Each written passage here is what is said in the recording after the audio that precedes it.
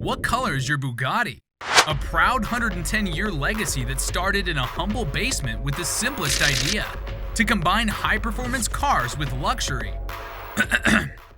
But recently, the extravagant brand had to stand in headlines when the man, the Tate of Andrew, went blind and angry against the climate activist who was mad about these events. This Bugatti Chiron at 5.2 million spent, she got bent out of shape at the fastest car ever made. Sorry about that. In the world of super status and power, Bugatti has always been the first choice of the rich and famous throughout its lifetime. But to achieve this was never easy. The company had to go through blood, sweat, and tears to bring its name to the place where it is today, pushing the limits at every stage. This is the story of Bugatti. Ettore Isidoro Bugatti was born on September 15, 1881 in Milan, Italy. He was born into a family of artisans. His father Carlo was a respected furniture designer, and with his wife Teresa they had 3 children: Ettore, Denise, and Rembrandt. And like so many others, they were always trying to encourage their children to follow the family tradition and learn artistic professions like painting, designing, or sculpting. Ettore was the first one who decided to study sculpture at the Fine Arts Academy of Brea. But the true genius of the family was his 3-year younger brother, Rembrandt. Rembrandt was a prodigy sculptor, and soon he became very famous in sculpting animals in the distinguished Jardin des Plantes in Paris, and later in the Antwerp Zoo in Belgium. And it was precisely because of the brilliance of his little brother that Ettore had to find another path for himself to shine. When he was 15, he casually modified a motor tricycle from scratch in front of his father Carlo. Carlo immediately recognized Ettore's talent, so he encouraged him to take an internship at Pruneti Stucchi, a well-known Milanese company that at the time manufactured sewing machines and bicycles. A year later, in 1899, Ettore produced his first motorized tricycle that he called Type 1. Working at Pruneti Stucchi, Ettore was being exposed every day to new ideas and opportunities, which opened his eyes to a whole new world of mechanical designs, automobiles, and speed. And it was there that Ettore would find his true calling: to make uniquely designed automobiles. So, in order to reflect his vision into the world, in 1900, Ettore decided to leave his job and set off to build his own company. The most unique part about Ettore was that he was a perfectionist by nature and a very precise designer. He would draw out every single detail in his designs, and then would persistently supervise all of the production process in person. And with this determination, in only 2 years after leaving Milan, Ettore managed to produce his first car design that he called the Bugatti Type 2. Type 2 not only allowed Ettore to win numerous design awards all around Europe, but also earned him the very special interest of Baron Adrian de Turckheim. Turckheim was the founder of De Dietrich, a company that produced automobiles, aircraft engines, and military equipment for the French government. After noticing Ettore's exceptional skills in engineering, Turckheim offered him a job as a vehicle designer at his car factory in Alsace, France. This was so unusual at the time because Ettore was only 19 and still a minor. Therefore, his father Carlo had to co-sign his contract for him. Throughout the following years in De Dietrich, Ettore produced several of his designs from Type 3 to Type 7 and began to enter races with his cars. But these designs were so ahead of their time that sometimes they weren't even permitted to participate in the competitions. In 1906, Ettore got another offer from the German combustion engine manufacturer Deutz and decided it was time to leave De Dietrich. Ettore wholeheartedly believed that building an extremely lightweight vehicle was very achievable, and such a car, if combined with a powerful engine, would outperform every other competition in the industry. And with this vision, in 1909, it was in this basement that the first independent Bugatti was born, as the Bugatti Type 10. This was a significant year in Ettore's life, and one of his happiest. Again, this was the year he successfully completed his first independent car production. Also, he welcomed his first son, John Bugatti, into the world. Moreover, Ettore was finally feeling confident and ready to branch out on his own, and at the end of the same year, he finally established his own company, Automobiles e Bugatti. But in 1914, the First World War would unexpectedly break out, and the whole world would suddenly stop, and Ettore would have to find other ways to carry forward.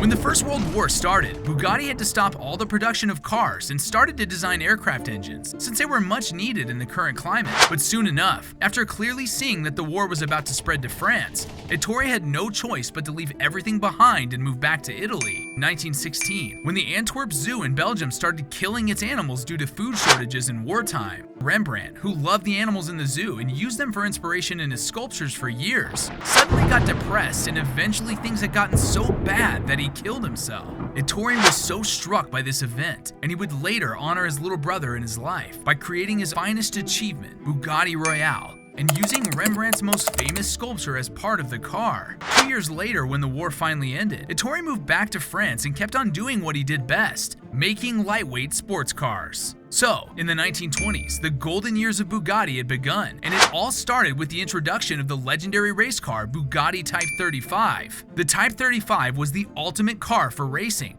It was light, it was strong, it was fast and elegant. Moreover, it was such an iconic car that its success continued well into the next decade, where it had won over 2,000 races worldwide, including the 2 consecutive victories in the 24-hour race of Le Mans. But this was not enough for Ettore.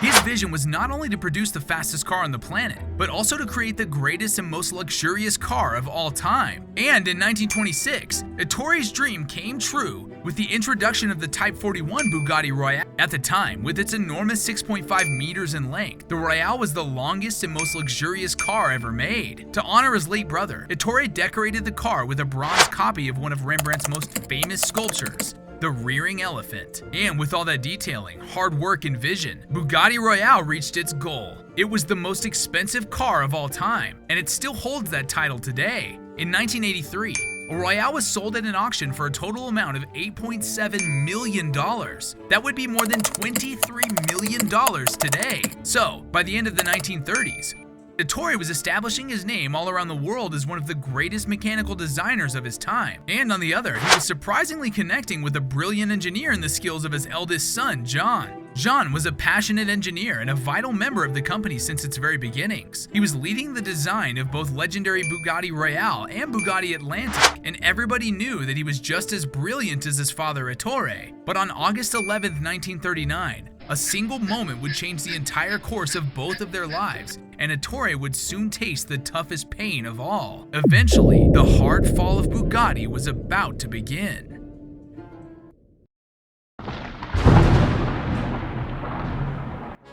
In June of 1939, Bugatti had just won the ultimate race of Le Mans for the second time in 4 years. And only 2 months later, John organized a regular test drive for the winning car Type 57, putting himself in the pilot's seat as usual. But during this road testing, suddenly a mysterious cyclist came out of nowhere, and in an attempt to avoid the cyclist, John tried to move the car aside and get off the road. The car directly crashed into a tree, and unfortunately, Jean died on the spot. This was devastating. But as if things couldn't go any worse, just 3 weeks later, the Second World War broke out, and the German army invaded the border town of Alsace, France, taking over the Bugatti automobile factory. But despite the Nazis pressuring him to work for them to develop new technologies, Ettore somehow managed to flee to Paris and tried to put everything behind him. During these years, he continued designing new automobiles, and he even planned to open a new factory in Paris. But due to the lack of funds and the uncertain wartime, he was unable to make this happen. In 1947, when the war was finally over, Ettore went on to a legal battle with the French state to get back his factory in Molsheim and his possessions in it. But by that time, his health began to deteriorate. He now had a lung disease and suffered a serious stroke, eventually leading up to a complete paralysis. And only 10 days after he won the official verdict, on August 21st, 1947, Ettore Bugatti passed away. He was 66 years old at the time. In the following years, the surviving members of the Bugatti family were unable to run the company without him, and as a result, the Molsheim factory soon shut down and the company went bankrupt.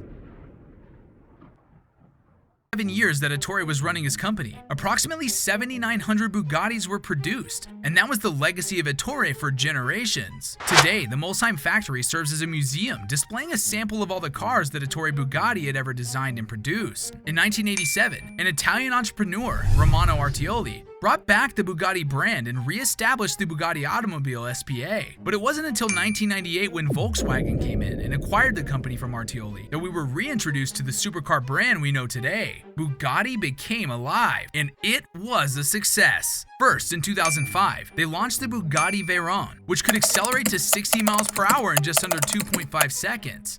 Then in 2009, it was the Centenaire.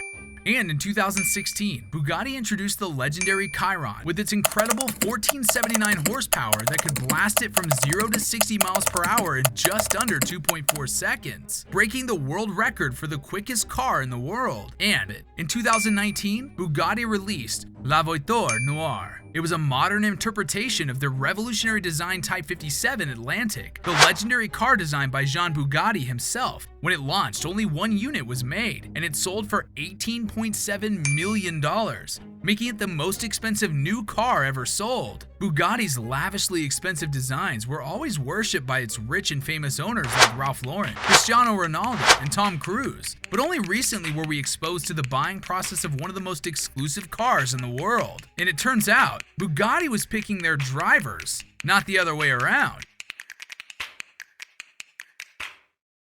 And it was Andrew Tate of all people, the super duper alpha male of our time, who apparently cannot be cancelled despite many decent attempts. One day suddenly revealed in a social media interview that owning a Bugatti was a little more serious business than just picking one out of a lot.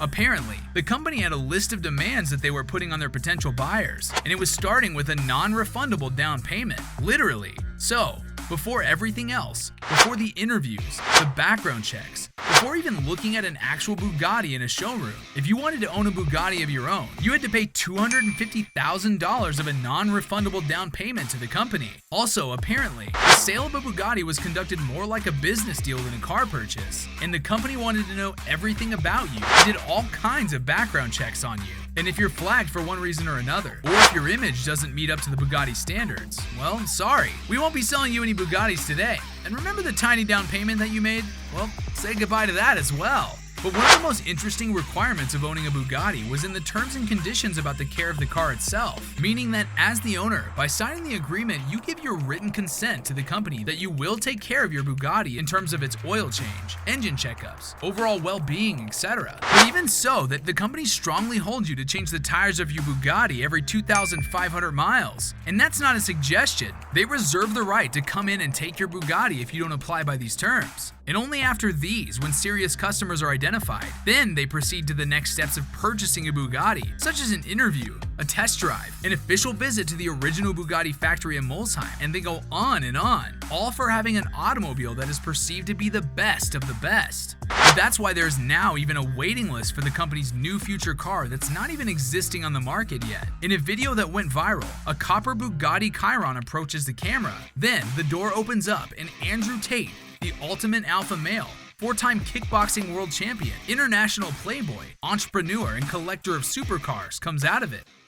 I like the color. You like the color? Yeah. Yeah, I had mixed reviews on the color. Some people said they like it, some people said they don't like it, and I said, well, what color is your Bugatti? And that's how easy it is.